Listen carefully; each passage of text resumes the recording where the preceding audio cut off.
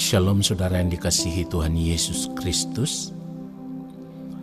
Kebenaran firman Tuhan pada hari ini mengambil tema apa yang dicari di dunia ini. Apa yang dicari di dunia ini. Baiklah, sebelum mendengarkan kebenaran firman Tuhan pada saat ini, mari kita berdoa bersama-sama. Allah Bapa di dalam kerajaan sorga, ajar kami semakin mengerti akan kebenaran-Mu.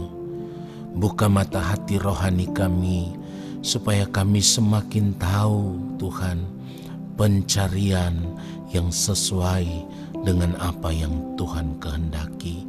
Supaya perjalanan kehidupan kami di dunia ini tidak menjadi sia-sia, tetapi yang kami cari selama kami masih hidup di dunia ini hanyalah segala sesuatu yang berdampak kepada kehidupan kami di dalam kekekalan. Tuhan Yesus, tolong kami dalam kuasa pengurapan Roh Kudus. Buat kami mengerti akan kebenaran-Mu. Di dalam nama Tuhan Yesus Kristus kami berdoa. Haleluya. Amin. Saudara yang dikasihi Tuhan Yesus Kristus, saat ini kita akan membaca satu ayat kebenaran firman Tuhan yang sudah seringkali kita dengar. Matius pasal yang ke-6 ayatnya yang ke-33. Tetapi carilah dahulu kerajaan Allah dan kebenarannya, maka semuanya itu akan ditambahkan kepadamu. Saudara yang dikasihi Tuhan Yesus Kristus, bila kita mau berpikir dengan jernih akan kebenaran firman ini, maka sesungguhnya kita akan menangkap ada isyarat yang merupakan janji bahwa pemeliharaan Tuhan itu sempurna atas setiap anak-anaknya. Di sini yang Tuhan inginkan adalah setiap kita sebagai anak-anak Tuhan harus mengarahkan fokus hidup kita yang terutama tertuju kepada perkara-perkara kekal, yaitu mencari terlebih dahulu kerajaan Allah dan kebenarannya. Sebab berbicara mengenai kerajaan Allah berarti berbicara tentang kekekalan, saudara. Saudara, dari kebenaran firman ini juga sesungguhnya kita bisa menangkap sebuah pesan Tuhan yang sangat-sangat kuat. Bahwa Tuhan tahu apa yang diperlukan anak-anaknya. Dan Ia sanggup menyediakan semuanya itu sesuai dengan kebutuhan anak-anaknya. Ingat baik, namun kebutuhan yang sesuai dengan apa yang Tuhan pikirkan, sesuai dengan apa yang Tuhan rencanakan kepada setiap anak-anaknya, kepada setiap orang percaya yang hidup takut akan Dia, saudara. Dan bukan kebutuhan yang dipikirkan oleh manusia pada umumnya, yang bisa menikmati kesenangan hidup, bisa memuaskan hasrat dan keinginannya. Dalam hal ini keinginan daging, bukan itu, saudara. Saudara yang dikasihi Tuhan, orang-orang yang mau mengambil tindakan untuk mencari dahulu kerajaan Allah dan kebenarannya adalah orang-orang yang menyadari sungguh bahwa dunia ini tidak dapat memberikan jaminan keselamatan kekal. Karena dunia ini sesungguhnya sedang lenyap dengan segala keinginannya. Oleh sebab itu, sebagai anak-anak Tuhan atau sebagai orang percaya, saudara, saat ini seharusnya kita menyadari sungguh bahwa setiap perkataan firman Tuhan pasti akan digenapi. Saudara, jika saja anak-anak Tuhan atau orang percaya mau membuka mata rohaninya, maka mereka akan melihat dan mengerti bahwa hari-hari ini penggenapan firman Tuhan semakin hari semakin nyata. Menyadari kenyataan ini seharusnya sebagai orang percaya atau sebagai anak-anak Tuhan, kita tidak lagi sibuk dengan membuang-buang waktu hanya untuk perkara-perkara yang tidak berdampak kepada hidup yang kekal. Hanya untuk mengejar perkara-perkara yang sifatnya sementara, saudara. Ini juga bukan berarti kita tidak perlu bekerja keras lagi. Sebab menjalankan aktivitas kehidupan itu merupakan tanggung jawab setiap orang.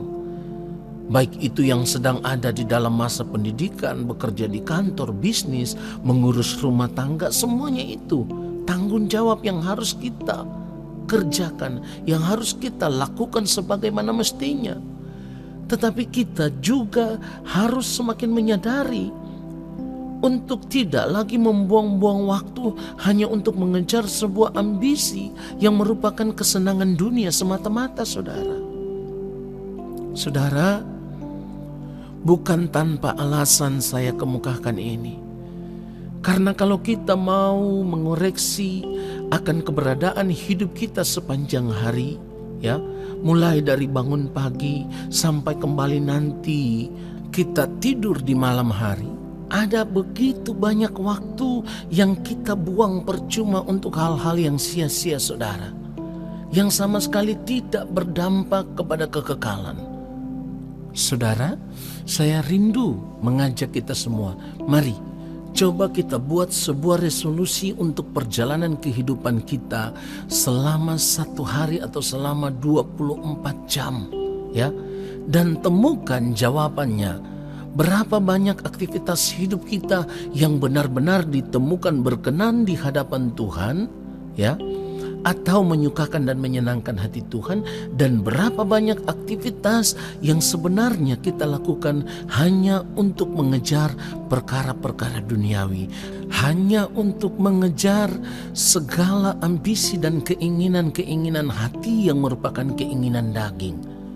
Saudara, mari kita mulai dari aktivitas sejak bangun pagi, misalnya bangun pagi jam 5 pagi, lalu biasanya doa 5-10 menit, langsung nyalain HP, nyalain TV, nonton berita sampai jam 6 pagi, sarapan, ya, lalu kemudian mengantarkan anak ke sekolah, kembali ke rumah, lalu siap-siap berangkat ke kantor.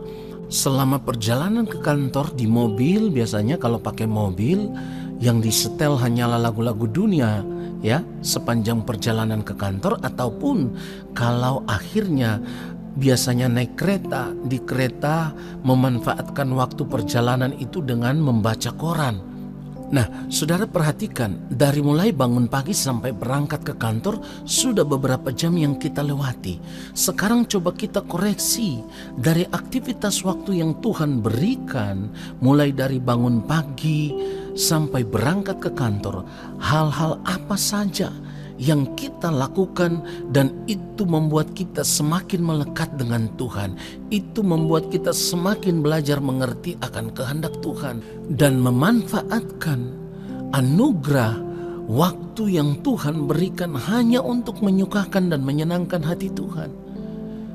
Saudara yang dikasihi Tuhan, kalau kita mau jujur, ternyata aktivitas rutinitas selama beberapa jam ini ada begitu banyak waktu yang terbuang untuk berbagai hal yang sia-sia. Mari kita lihat kembali, pada kesempatan mana saja waktu itu kita buang percuma, ya. Misalnya saat bangun pagi jam 5, doa hanya 5-10 menit, ya. Tetapi waktu dipakai untuk periksa HP, nonton TV sampai jam 6, itu 50 menit sendiri, saudara, sebelum mengantarkan anak. Ini artinya, ya, 50 menit kita sudah buang dengan sia-sia, saudara. Karena kalau kita mau jujur, saudara, 50 menit kita pakai hanya untuk nonton berita pagi, sama sekali tidak memberikan dampak yang membuat kita semakin intim dengan Tuhan, saudara. Saudara, keadaan ini akan sebaliknya bila mulai dari bangun pagi jam 5, lalu kita pergunakan waktu 1 jam duduk di kaki Tuhan sebelum mengantarkan anak-anak ke sekolah. Selesai mengantarkan anak ke sekolah, kita siap-siap berangkat ke kantor. Perjalanan di kantor, di kereta, waktu 1 jam yang dipakai untuk biasanya baca koran, kita membuka kebenaran firman Tuhan, lalu baca kebenaran firman Tuhan lewat smartphone atau HP yang kita miliki. Saudara akan melihat dampaknya akan berbeda. Kita akan semakin mengerti kehendak Tuhan, kita akan semakin merasa akrab dengan Tuhan, kita akan semakin merasa intim dengan Tuhan. Saudara, inilah yang saya katakan. Mari kita koreksi, mari kita periksa waktu-waktu hidup kita yang merupakan anugerah Tuhan ini. Apakah kita sudah mencari terlebih dahulu kerajaan Allah dan kebenarannya atau belum? Saudara, kenapa saya memaksa? Saya memaksa saudara untuk melakukan hal ini. Karena sebagai orang percaya kita memiliki pengharapan akan dibangkitkan bersama-sama dengan Kristus di dalam kekekalan. Kalau sekarang kita mengerti bahwa pada akhirnya kita akan dibangkitkan bersama-sama dengan Kristus, saya mau katakan berhentilah mengejar dunia dengan segala kesenangannya. Sekali lagi saya mau katakan berhentilah saudaraku mengejar dunia dengan segala kesenangannya. Itulah kenapa firman Tuhan katakan di dalam Kolose pasal yang ketiga, ayat yang pertama sampai dengan ayat yang kedua. Karena itu kalau kamu dibangkitkan bersama dengan Kristus, carilah perkara yang di atas, di mana Kristus ada duduk di sebelah kanan Allah. Ayat 2, pikirkanlah perkara yang di atas, bukan yang di bumi. Perhatikan itu saudara. Saudara yang dikasihi Tuhan. Jadi sekarang kita semakin mengerti mengapa kita harus menjadi orang yang bijak dalam memanfaatkan waktu yang Tuhan berikan ini hanya untuk membangun persekutuan yang intim dengan Tuhan dan belajar mengerti apa yang menjadi kehendak Tuhan. Saudara, mari tanamkan dua hal ini di dalam hati dan pikiranmu mulai saat ini. Yang pertama, orang yang memberikan waktu hidupnya hanya untuk bergaul dengan dunia akan menjadi serupa dengan dunia. Ingat baik, akan menjadi serupa dengan dunia. Dan orang-orang seperti ini tidak akan dikenal oleh Tuhan. Hal yang kedua, orang yang menghabiskan waktu hidupnya hanya untuk bergaul dengan Tuhan akan mengerti apa yang menjadi kehendak Tuhan dan ia akan hidup hanya untuk melakukan kehendak Tuhan. Dan orang-orang seperti inilah, orang-orang yang melakukan kehendak Tuhan inilah yang akan diterima di dalam kerajaan Bapa di sorga. Kiranya kebenaran ini semakin membuat kita gentar dan bersungguh-sungguh untuk mencari Tuhan. Saudara, jikalau engkau diberkati dengan kebenaran ini, berikanlah link renungan ini kepada setiap orang yang engkau kasihi. Renunganhariini.com. Tuhan Yesus memberkati kita semua.